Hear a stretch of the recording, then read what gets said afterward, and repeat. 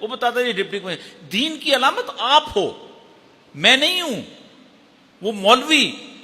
جو کہ کچی مسجد کے اندر بیٹھا ہوا دیا کو جلائے ہوئے صبح 5 بجے اٹھ کے کھڑے ہو کے اذان دیتا ہے، 3 بجے اٹھ کے کھڑے ہو کے اذان دیتا ہے، اور 4 بجے اس کی نماز پڑھاتا ہے اور پھر مستقل پڑھاتا ہے،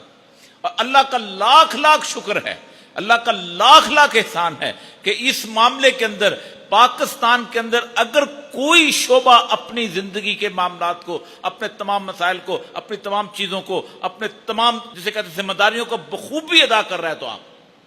کبھی کسی نے سنا ہے کہ آج صبح نماز اس لیے نہیں ہو سکی کہ مولویوں کی ہڑتال تھی؟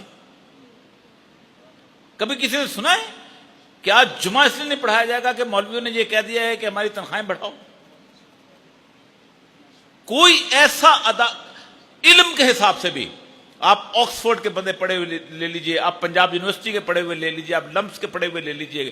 آپ کو اپنے سبجیکٹ میں اتنے طاق نظر نہیں آئیں گے جتنے آپ لوگ نظر آتے ہیں۔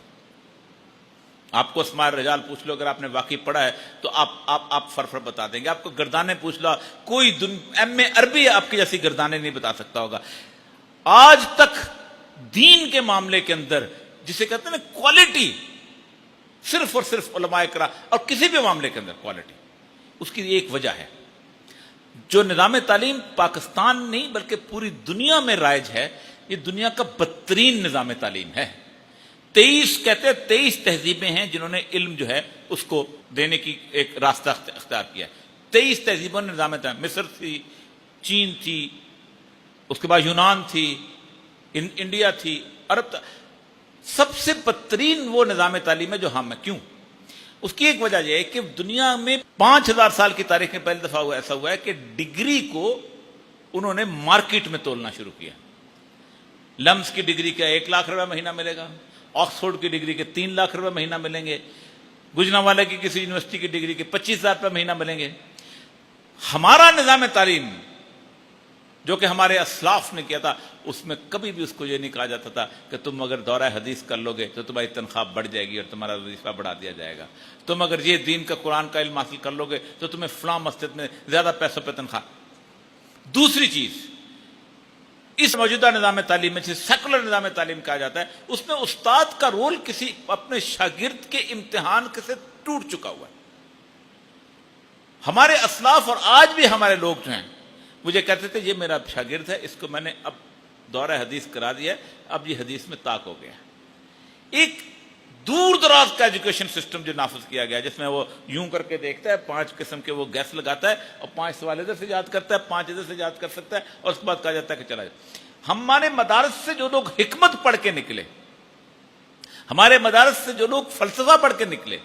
آپ حیران ہوں گے کہ جس وقت یورپ نے صلیبی جنگیں شروع کی ہیں تو ایک بندہ ہے ول ڈورینٹ، اس نے ایک کتاب لکھی ہے ہیرالڈ آف دی ہسٹری۔ وہ کہتا یہ ہے کہ ہمیں پہلی دفعہ جا کے پتہ چلا کہ پکی گلیاں بھی ہوتی ہیں، ہمیں پہلی دفعہ جا کے پتہ چلا کہ رات کو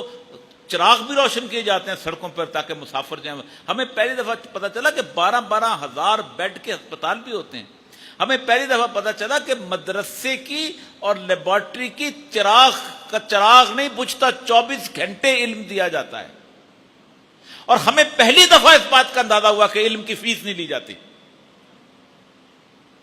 ہم تو کاروبار کی دنیا کے اندر زندہ ہیں نا۔ لیکن ایک بات یاد رکھیے کہ یہ معاملہ جو ہے یہ آپ کے ہاتھ میں آنا ہی آنا ہے، یہ تقدیر مبرم ہے جو لکھ دی گئی ہے۔ سید الانبیاء صلی اللہ علیہ وسلم سے لے کے اب تک جتنے بھی لوگ، جتنے بھی اہل نظر آئے ہیں، رسول اللہ صلی اللہ علیہ وسلم کی حدیث ہے اتقوا فراست المومن، مومن کی فراست سے ڈرو، انہ ینظر بنور اللہ، یہ اللہ کے نور سے دیکھ رہا ہوتا ہے۔ جتنے بھی لوگ اللہ سے نور سے دیکھنے والے